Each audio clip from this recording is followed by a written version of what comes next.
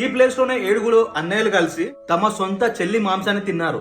అవును, ఇది నిజం, సత్యయుగంలో జరిగింది. అక్కడ లోకల్స్ చెప్పిన స్టోరీ ఏంటంటే, చెల్లి ఒక రోజు 7 అన్నయ్యల కోసం కాయగూరలు కోస్తుండగా హఠాత్తుగా వీళ్ళని కోసం అప్పుడు రక్త ప్రవాహం ఎక్కువ ఉండగా ఫ్లోర్ మీద రక్తం పడితే అన్నయ్యలు చూసేస్తారని రక్తం మొత్తం కాయగూరలకు పూసేస్తుంది. రక్తం పూసుకున్న కాయగూరలతోనే వంట చేస్తుంది. వాళ్ళ అన్నయ్యలందరూ ఇంటికి వచ్చిన తర్వాత ఆ వంటలను తిని ఏంటి చెల్లి ఇంత రుచిగా ఉందని చెప్పేసి అంటారు. ఇవాళ చేసిన రుచులేంది ఇంత టేస్టీగా ఉన్నాయని అడుగుతారు. చెప్పకుండా ఊరికనే ఉంటది, మరీ అడిగే వారికి చెప్పేస్తుంది. అప్పుడు అన్నయ్యలందరూ ప్లాన్ వేస్తారు, ఈమె రక్తమే ఇంత రుచిగా ఉంటే ఈమె మాంసం ఎంత రుచిగా ఉంటుందో అని. కానీ వాళ్ళలో 7వ తమ్మునికి ఇది అస్సలు ఇష్టం ఉండదు. కానీ 6 మంది అన్నయ్యలు ఫోర్స్ చేయంగా 7వ వాడు కూడా ఒప్పేసుకుంటారు. ఈ చెట్టు యొక్క కొమ్మ పక్కన కూర్చోబెట్టి చెట్టు నుంచి బాణం వేసి అలా చెల్లిని చంపేస్తారు. ఆ తర్వాత ఆ చెల్లి మాంసాన్ని వండుకొని తినేస్తారు. 7వ తమ్మునికి తినడానికి మాంసం ఇచ్చినప్పుడు వాళ్ళకి ఇష్టం ఉండదు కదా, మాంసాన్ని తీసుకెళ్లి గుంత తవ్వి దాంట్లో పూడ్చి పెడతారు. పూడ్చిన చోట ఈ పెద్ద చెట్టు పెరిగింది. అప్పటి నుంచి ఈ గ్రామ ప్రజలందరూ 7 మంది అన్నయ్యల